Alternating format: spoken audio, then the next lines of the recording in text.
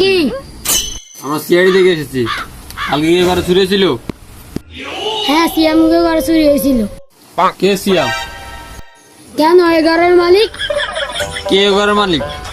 কেন আমি? কবে থেকে ঘরে আছো? কেন যেদিন থেকে বিয়ে হয়েছে সেদিন থেকেই তো আমি দেখি। কার বিয়ে হয়েছে? কেন আমার মা বাবার? মা বাবা, হ্যাঁ মা বাবার লেখ। আমার আব্বার মা কোথায়?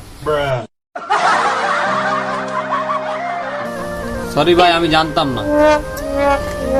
দোতলার উপরের ঘরে।